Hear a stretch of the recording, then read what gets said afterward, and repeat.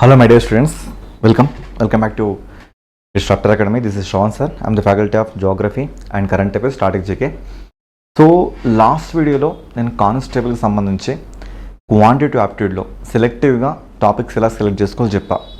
So మన target ఏంటంటే 130+ రావాలి. ఇక్కడ మనం ఒక స్ట్రాటజీ ఫాలో అవుదాం.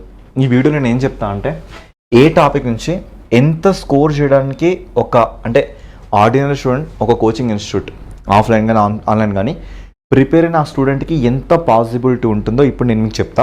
సో ఈ టాపిక్ వచ్చేసి ఎంటైర్గా నేను జిఎస్ గురించి మాట్లాడతా, ఓకేనా. సో లాస్ట్ టాపిక్ నేను క్వాంటిటివ్ యాప్టిట్యూడ్ గురించి మాట్లాడినా, ఇది మొత్తం జిఎస్ గురించి మాట్లాడతా. నెక్స్ట్ వీడియో నేను ఎస్ఐ అండ్ కానిస్టేబుల్ సంబంధించి రెండు కూడా ఇంగ్లీష్కి సంబంధించిన వీడియో అదొకటి సెపరేట్గా చేస్తా అండి, అది కన్ఫర్మ్ అవ్వండి, ఓకేనా. సో ఇక్కడ జిఎస్ గురించి మనకి స్కోప్ ఇంతని చెప్తా. ఇది అంటే లాస్ట్ ఇంతకుముందు ఎగ్జామ్స్కి సంబంధించిన ఒక క్లియర్ కట్ పిక్చర్. ఇక్కడ ఏంటంటే ఇంగ్లీష్ మీడియం బ్యాక్గ్రౌండ్ ఉన్న ఏ స్టూడెంట్ అయినా ప్రాపర్ కోచింగ్ మన దగ్గర ఉంది. ఇది ప్రాపర్ తీసుకుంటే 25కు 20 చేయడం చాలా ఈజీ. అండ్ నా స్టూడెంట్ చాలామంది వరకు చూసా గ్రూప్ 4 లాంటి ఎగ్జామ్లో 40కి 39, 38, 40 చేసిన వాళ్ళు ఉన్నారు. అంత కష్టంగా అయితే ఇక్కడ ఉండదు మనకి, ఓకే. నీ కష్టం అంటే అందరి కష్టం ఉంటుంది, గుర్తుపెట్టుకో. నీ కష్టమా అందరి కష్టమే, ఓకే, గుర్తుపెట్టుకో. సో మనకి లాస్ట్ టైం 25 వరకు వచ్చినాయి, ఒక 20 స్కోర్ ఇక్కడ వేసుకోండి, ఓకేనా. సో అరిథమెటిక్ 25 వచ్చినాయి.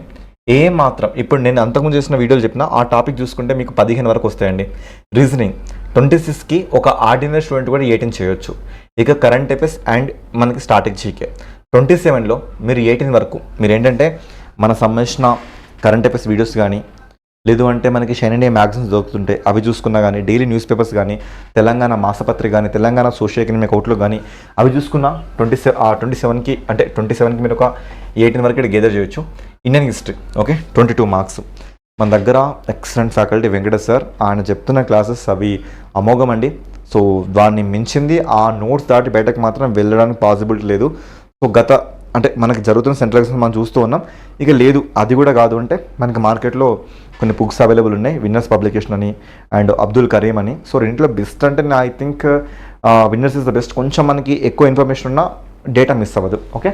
సో దాని నుంచి మీరు చూసుకున్నా కూడా 22కి ప్రాపర్గా ఒక 3 months మీరు ప్రిపేర్ అయితే 18 వరకు చేయొచ్చు అండి. ఇక జాగ్రఫీ ఉంది, ఓకే. సో జాగ్రఫీ డీల్ చేస్తే నేనే. సో 12కి తక్కువలో చెప్తున్నా.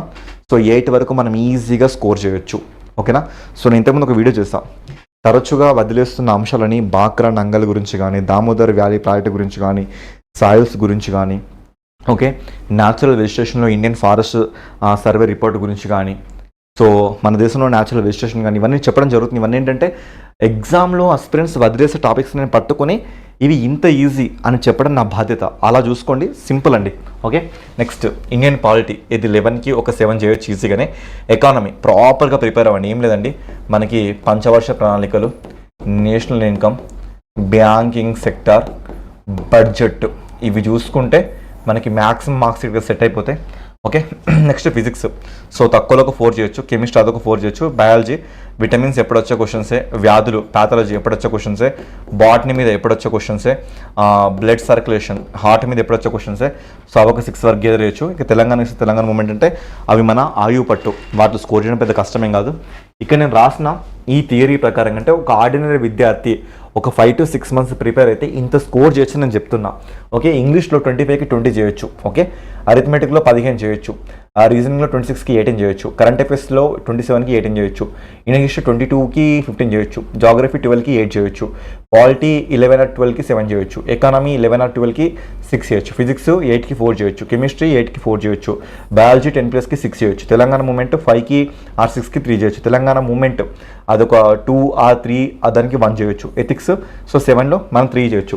ఇక ఇవి కూడా చెయ్యకుండా ఉన్నారు అంటే అది ఇక వేరే విషయం అండి. మీరు ఏదైనా సరే కొంచెం బ్రాండ్ అండ్ క్వాలిటీగా ఉన్న మెటీరియల్ని వాడండి. ఏది పడితే అది పిచ్చి వాడకండి. ఎందుకంటే యుద్ధంకి వెళ్తున్నారు, వాడే మెటీరియల్స్ వాడే ఆయుధాలు కూడా అలానే ఉండాలి. ఎక్కడైనా సరే మీరు ధరలకి అంటే మనీకి ఆలోచించండి, బట్ ఈ ఫేజ్లో మాత్రం ఆలోచించకండి. ఎంత వెళితే అంత తొందరగా ఆఫ్లైన్ కానీ ఆన్లైన్ కానీ కోచింగ్ తీసుకోండి. మంచి స్టాండర్డ్ బుక్స్ మాత్రమే వాడండి, అల్లాటప్ప బుక్స్ వాడకండి, సరే. నేను మీకు ఇక్కడ కొన్ని టాపిక్స్ చెప్తా, okay, first of all current affairs సెపరేట్గా మనం మాట్లాడుకోవాలి. ఇక హిస్టరీ గురించి నేను మాట్లాడతాం. హిస్టరీ గురించి మాట్లాడినప్పుడు మనం ముఖ్యంగా ఇక్కడ ఏంటంటే ఐరోపాల రాక, ఓకేనా, ఐరోపాల రాక వాళ్ళు వచ్చాక వాళ్ళు మన దేశంలో కర్ణాటిక్ యుద్ధాలని, ఓకేనా, మైసూర్ యుద్ధాలని, మరాఠా యుద్ధాలని, ఓకే, తర్వాత సిక్కు యుద్ధాలని, ఆఫ్ఘన్ యుద్ధాలని, బర్మా యుద్ధాన్ని చేస్తారు. 100% ఒక మార్క్ వస్తుంది. ఇక వాళ్ళకి సంబంధించిన రెవెన్యూ చట్టాలు, జమీందారీ చట్టం లేదా శాశ్వత శిస్తు చట్టం లేదా సూర్యాస్తమయ చట్టం, తర్వాత మనకి మహల్వారీ చట్టం, ఓకేనా, రైతువారీ చట్టం, వీటి మీద ఒక మార్క్ 100% వస్తుంటుంది.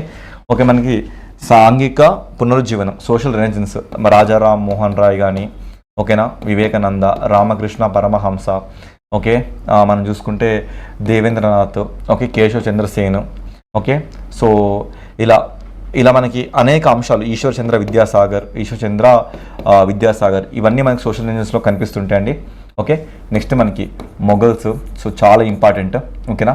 సో మరాఠాస్, ఈ మరాఠాలకు వెళ్ళి మనకి క్వశ్చన్స్ ఎలా ఉంటాయంటే శివాజీ మీద ఈ మధ్యలో ఎక్కువ అడగట్లేదు, అష్టప్రధాన కాన్సెప్ట్ మీద చాలాసార్లు అడుగుతున్నాడు ఈ మధ్య క్వశ్చన్స్. సారీ నౌబత్ అనే మంత్రిత్వ శాఖ ఎక్కడ అంటే ప్రజెంట్ మనం చూసుకుంటే ఏ మంత్రిత్వ శాఖ నా పేరుతో మనం పిలుస్తున్నామని. ఓకే, నెక్స్ట్ మనకి స్లేవ్ డైనస్టీ, బానిస వంశం, ఓకేనా, మనకి ఢిల్లీ సల్తనెట్లో ఇది ఎక్కువ కనబడుతుంటుంది. మనకి కుతుబుద్దీన్ ఐబక్ కానీ, బాల్బన్ కానీ వీళ్ళ మీద క్వశ్చన్స్ పడడం కానీ, తుగ్లకుల మీద, ఖిల్జీల మీద, సయ్యద్ల మీద, లోధీల మీద ఇలా మనకు క్వశ్చన్స్ వస్తున్నాయి. అండ్ దాంతోపాటుగా భక్తి ఉద్యమం అండి. ఈ భక్తి ఉద్యమం నుంచి కన్ఫామ్గా ఒక క్వశ్చన్ ఎలా అడుగుతున్నారంటే భక్తి ఉద్యమాన్ని మొఘల్కి ఇంటర్లింక్ చేసి, అంటే భక్త తుకారాం ఉన్నప్పుడు మొఘల్స్లో ఏ రాజు పరిపాలిస్తున్నాడు ఇలా కానీ. ఓకే, నెక్స్ట్ మనకి సింధు లోయ నాగరికత, ఓకే, వేదిక నాగరికత, ఓకే, షోడశ మహాజనపదాలు, next Buddhism, Jainism, next Maurya, next Gupta, okay, Gupta తర్వాత పుష్యభూతి వంశంలో హర్షవర్ధనుడి మీద మన క్వశ్చన్స్ ఫ్రేమ్ అవుతున్నాయి. ఓకే, నెక్స్ట్ స్వాతంత్రోద్యమంలో అతివాదులు, మితవాదులు, Gandhian era. Okay, so next చూసుకుంటే బెంగాల్ ఉద్యమం. ఓకే, నెక్స్ట్ చూసుకుంటే ఇక్కడ యుద్ధాల్లో భాగంగా బెంగాల్ యుద్ధాలు, బక్సార్ యుద్ధం, ప్లాసీ యుద్ధం, ఓకే, ఇక్కడ Bengal movements, okay, home rule league movement. ఈ మనకి most of the important topics అండి ఇండియన్ హిస్టరీలో. ఓకేనా, మరి నెక్స్ట్ జాగ్రఫీ చూసుకుంటే భారతదేశం దానికి సంబంధించిన ఉనికి, లొకేషన్, ఓకేనా, ఉనికి విస్తరణ, ఇది ఎవ్రీ టైం మనం చూసుకోవాల్సిన టాపిక్, ఇది సెపరేట్ చెప్పనవసరం లేదు. ఇక ఇది కాకుండా మనం స్టార్ట్ చేసిన ఎక్కడి నుంచి అంటే ఫిజికల్ ఫీచర్స్ ఆఫ్ ఇండియా, అంటే దేశం యొక్క నైసర్గిక స్వరూపం, శీతోష్ణ స్థితి కానీ, ఓకేనా. సో నెక్స్ట్ వైల్డ్ లైఫ్ అంటే వన్యప్రాణి సంరక్షణ కానీ, నదులు కానీ, సో దీంతో పాటుగా నీటి పారుదల కానీ.